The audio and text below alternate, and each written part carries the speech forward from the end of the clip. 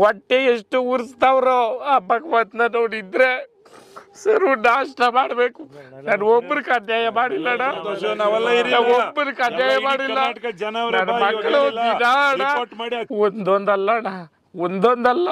ಆ ರೆಕಾರ್ಡಿಂಗ್ ಎಲ್ಲಿ ಸಿಗ್ತದೋ ಆ ಭಗವಂತ ಗೊತ್ತು. ನಮಗೆ ಇದ್ದು ನಮ್ಮ ಜೊತೆಗೆ ಇದ್ದು ಮಾಡ್ತಾವ್ರೆ. ನಿಮ್ಮ ಮಕ್ಕಳು ತಣ್ಣಗ ಇರ್ಲಿ, ಒಬ್ರಿಗೆ ನೋವು ಇಕ್ಬೇಡ್ರಿ. ನಾವು ಒಬ್ರಿಗೆ ಅನ್ಯಾಯ ಮಾಡಿದವ್ರಲ್ಲ, ಒಬ್ರು ಅನ್ನ ಕಿತ್ಕೊಂಡವ್ರಲ್ಲ. ಇವತ್ತು ನನ್ನ ಮನೆ ದುಡ್ಡು. ಹಾಯ್, ಹಲೋ, ನಮಸ್ಕಾರ. ನೀವು ಭರ್ಜರಿ ಅಂತ ಜಯ ಸಾಧಿಸಿದ್ದಾರೆ ಅಂತ ಹೇಳ್ಬೋದು. ಇನ್ನು ಈ ಮ್ಯಾಚು ಭರ್ಜರಿ ಆಗಿತ್ತು ಅಂತ ಹೇಳ್ಬೋದು. ಇನ್ನು ಹೈಲೈಟ್ಸ್ ಕೂಡ ತುಂಬ ಚೆನ್ನಾಗಿದೆ. ಯಾರೆಲ್ಲ ಹೈಲೈಟ್ಸ್ ನೋಡಿಲ್ಲ ಅವರೆಲ್ಲ ಹೋಗಿ ಮ್ಯಾಚ್ ನೋಡಿಲ್ಲ ಅಂದರೆ ಹೈಲೈಟ್ಸ್ ನೋಡ್ಕೊಂಬಂದು ಅಂತ ಹೇಳ್ಬೋದು. ಇನ್ನು ಮ್ಯಾಚ್ ನೋಡೋದಾದರೆ ಅದ್ಭುತವಾಗಿತ್ತು ಅಂತ ಹೇಳ್ಬೋದು. ಇನ್ನು ಬ್ಯಾಟಿಂಗ್ ಕೂಡ ಅಷ್ಟೇ ಅಮೋಘವಾಗಿತ್ತು. ಲಾಸ್ಟಲ್ಲಿ RCB ಅವರು ಹಿಡಿದ್ರು ಕೂಡ ಸೂಪರ್ ಆದಂತಹ ಕಮ್ಬ್ಯಾಕ್ ಕೂಡ ಮಾಡಿದರು ಬೌಲಿಂಗ್ನಲ್ಲಿ. ಇನ್ನು ಬೌಲಿಂಗ್ ಫೇವರ್ ಅಂತಲೇ ಹೇಳ್ಬೋದಾಯಿತು. ಈಗ RCB ಬೌಲಿಂಗ್ ಬಗ್ಗೆ ಮಾತಾಡ್ತಿದ್ರಲ್ಲ, ಇನ್ನು ಕಳೆದ ಒಂದು 2-3 ಮ್ಯಾಚ್ಗಳಿಂದ RCB ಅವರು ಬೌಲಿಂಗ್ ಲೈನಪ್ನಲ್ಲಿ ಉತ್ತಮವಾದಂತಹ ದಾಳಿ ನಡೆಸ್ತಾ ಇದ್ದಾರೆ ಅಂತ ಹೇಳ್ಬೋದು. ಈ ಮ್ಯಾಚಲ್ಲಿ ಕೂಡ ಗೆಲ್ಲೋದಕ್ಕೆ RCB ಬೌಲಿಂಗ್ ಲೈನಪ್ಪೇ ಕಾರಣ ಆಗಿರುತ್ತೆ. ಇನ್ನು ನಮ್ಮ RCB ಬೌಲಿಂಗ್ ಲೈನಪ್ ಉತ್ತಮವಾಗಿರೋದ್ರಿಂದ RCB ಅವರು ಕ್ವಿಕ್ಕಾಗಿ ಪವರ್ ಪ್ಲೇಗಳಲ್ಲಿ ವಿಕೆಟ್ ತೆಗಿತಾ ಇದ್ದಾರೆ. ಇನ್ನು ಇದೇ ಕಾರಣದಿಂದ ಡೆಲ್ಲಿ ಮೇಲೆ RCB ಸುಲಭವಾಗಿ ಜಯ ಸಾಧಿಸೋದಕ್ಕೆ ಸ್ಟಾರ್ಟ್ ಆಗುತ್ತೆ ಅಂತಲೇ ಹೇಳ್ಬೋದು.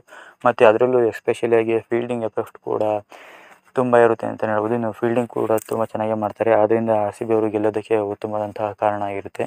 ಮತ್ತು RCB ಕಡೆ ನೋಡಿದರೆ ಬ್ಯಾಟಿಂಗ್ನಲ್ಲಿ ವಿಲ್ ಜಾಕ್ ಮತ್ತು ಪಟಿದಾರ್ ಅವರು ಆಡಿದಂಥ ಇಂಟೆಂಟ್ ಮತ್ತು ರನ್ಗಳು ಸ್ಕೋರ್ಗಳು ಕೂಡ ಉತ್ತಮವಾಗಿತ್ತು. ಮತ್ತು ಕೊನೆಯಲ್ಲಿ ಆಡಿದಂಥ ಕ್ಯಾಮ್ರನ್ ಗ್ರೀನ್ ಕಡೆಯವರೆಗೂ ನಿಂತಿದ್ರು ಅಂತಲೇ ಹೇಳ್ಬೋದು. ಇನ್ನು ಇನ್ನೊಂದು ಎಂಡಲ್ಲಿ ಯಾರೋ ಒಬ್ಬರು ಬ್ಯಾಟರ್ ನಿಂತಿದ್ರೆ ಇನ್ನೂ ಉತ್ತಮವಾಗಿ ಆ ರನ್ RCB ಕಲೆ ಹಾಕ್ಬೋದಾಯಿತು.